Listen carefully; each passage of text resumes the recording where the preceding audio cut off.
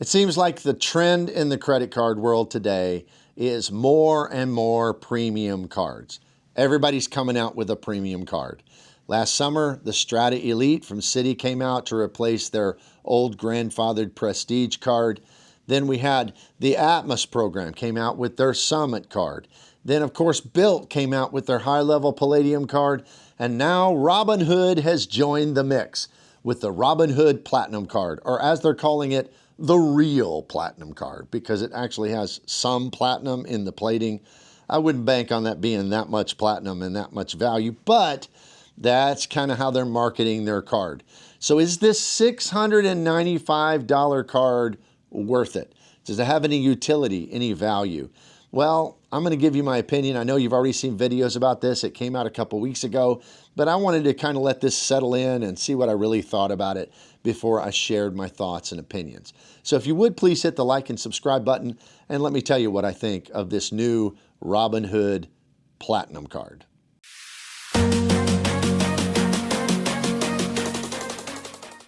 Now, Robinhood has famously had what many consider to be the best cash back catch-all card on the market, the Robinhood Gold card. It doesn't have a fee. You do have to pay for Robinhood Gold. It's like $50 a year.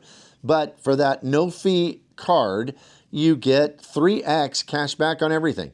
Now, it does have some exclusions. You can't use it for tax payments and a few other things, but 3x on everything, that is really good for a cashback card. That is an incredible catch-all. Now, it's not really been appealing to me because I don't do cash back, but for people who value that, it's just kind of been the best of the best. So now Robinhood comes out with this higher tier card, and they're going to say it's by invite only. So probably what that means at first is they're going to invite some of their Robinhood Gold customers to move up to it. And from what the literature so far says, it seems like you probably can't hold both. So people have to choose one or the other. So would Robinhood Gold customers want to trade in their no annual fee card for this high-end $695 quote real platinum card, the only real one that has real platinum in its design? Well, let's think about what it is. First of all, when it comes to multipliers, it has 5x cashback on dining. Now, there is a cap on it, but it's a fairly generous cap. And think about 5x on dining. Well, there aren't many cards that do that. The American Express Gold is known as the foodie card. It gives 4x American Express points, membership reward points, on dining, which is very, very good and kind of the gold standard on dining right now. There's also the Citi Strata Elite card that gives 3x all the time, but on Friday and Saturday nights, Citi nights, it gives 6x, which is really good. But 5x all the time, if you're a cashback person, that's really good. It's the best dining card there is. The question you have to ask is that multiplier worth it? Is it valuable considering you got to pay $695 for this card? Because that's really the only real multiplier on the card. It's 1x on everything. So you're going from a 3x on everything card to a 1x on everything card with 5x on dining.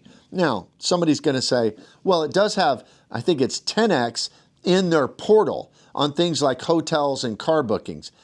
But every ecosystem pretty much has great multipliers in their portal. You can get that with Capital One. You can get that with Citi. So that's nothing special to write home about. And I don't know anything about the Robinhood portal, and I don't know anybody that uses the Robinhood portal. So to me, the multipliers to consider are that 5x on all dining and 1x on everything else. And just looking at it right there, I'm thinking if I was a Robinhood customer, I would be having the gold card because I wanted a catch-all card, 3x everywhere. And to get this card, if I had to give up that catch-all card, that would be a no-brainer. No way would I consider doing that.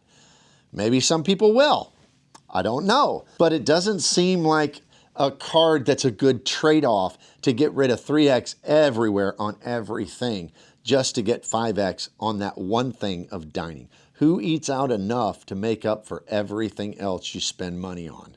Well, of course, being a high annual fee premium card, they're saying you can get back a lot of credits. They say over $3,000 in credits on the card. Now, this is a long list of things to go through. And I'm just going to tell you at the outset, it looks better than it is, at least in my opinion.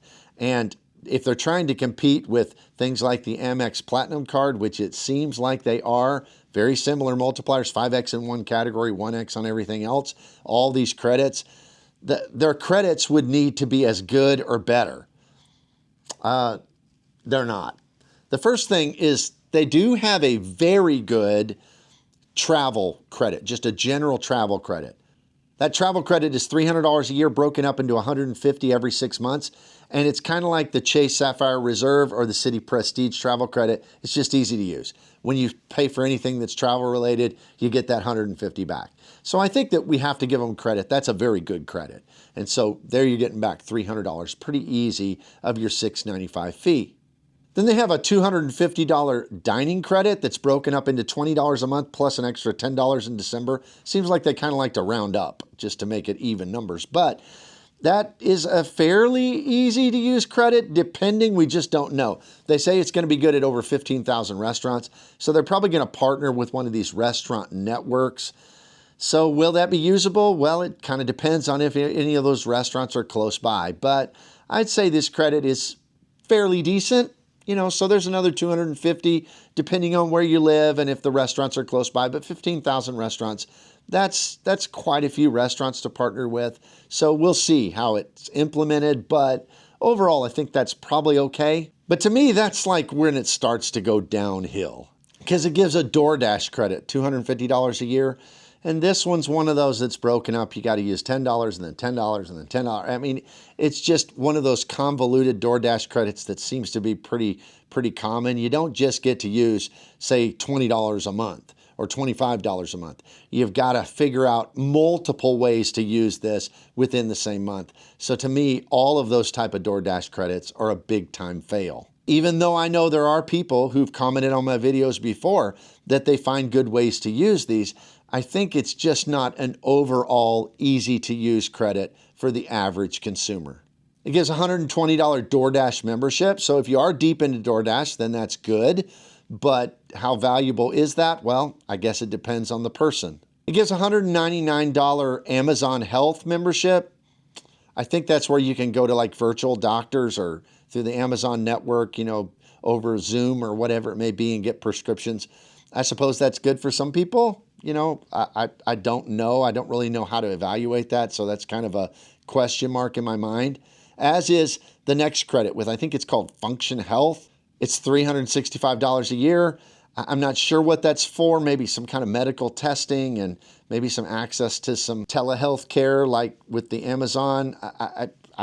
I've looked into it a little bit, but it just doesn't seem to be overly clear of exactly what you're going to get with that. You get a $200 quote health wearables credit. That would be for like Oura rings and things. And you would probably want to use it for an Oura ring because it also gives a $70 Oura membership credit. So if you're really into those Oura rings and you haven't already got one through an American Express Platinum Card, maybe that would be usable, but is that really a widespread credit that a lot of people would use? I guess it just depends, again, on the person. And then it has a $500 hotel credit, broken up into $250 twice a year, first half, second half.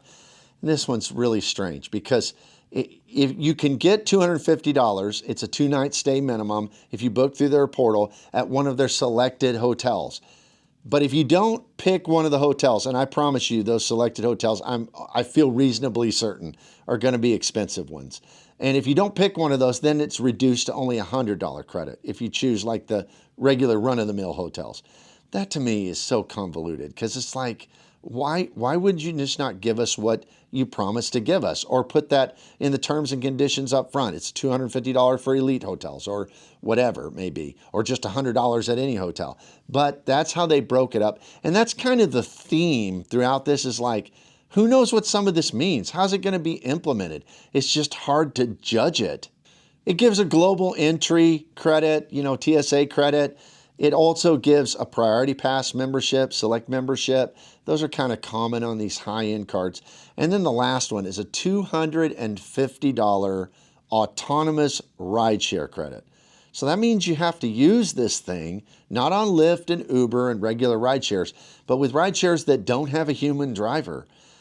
How many times do people do that? I mean, kind of seen them in novelty places, but is that common in a lot of places? I just don't think that's overly usable. And that might be one of these credits that maybe you'll use once when you're somewhere you can use it, but not all the time unless you're a very, very narrow select group of people that live in very, very specific places. And so that's kind of a rundown of the credits. I might have missed one or two, but it has a lot of credits. And yes, technically, you can get back over $3,000. But I look at this and I think, would I be willing to go through that coupon book? I could probably get my $6.95 and more back with that. But it's like, why would I? What else would this card bring to my life? $6.95, and then I got to go through these hoops, and some of them are big hoops. Some of them aren't. You know, the travel credit's pretty easy to use, and the dining credit might be okay. But, you know, you go through all these hoops, and what are you getting for it? 5x cash back on dining? Is that really better than 3x on dining? Or like the Strata Elite, 3x city points, and then 6x on Friday and Saturday night? I just don't think it moves the needle for me, and probably doesn't move the needle for a lot of people. But the real question is, why on earth would anybody who's been excited about the Robinhood Gold card and earning 3x everywhere ever want to switch to this card? Maybe there will be those who do, but I just don't see it as a win. Let me know what you think down below. Maybe you're the kind of person that loves this. Maybe you're deep into the Robinhood ecosystem and you love investing with them and this card will work great. Tell me why. I'd love to know. I'm open to learning about it because maybe I'm missing something. So let me know in the comments down below whether you agree or whether you disagree. Let me tell you about my channel memberships. They're just $2.99 a month for RM Insiders. You get special release videos that I put out every week just for channel members. There's kind of a large library of those now. And then also I do early releases of all my videos for my channel members. And then there's a higher tier Spreadsheet Warriors. And with that, you get everything from RM Insiders. And we do special live Zoom sessions at least once a month, sometimes more, where we talk face to face, everybody in the Spreadsheet Warrior community. We can bounce things off one another, ask questions in real time, and it's just a great time. So if you'd like to consider that, hit the join button or hit the link down below. Thank you for being here. Please hit the like and subscribe button, and I will see you here next time.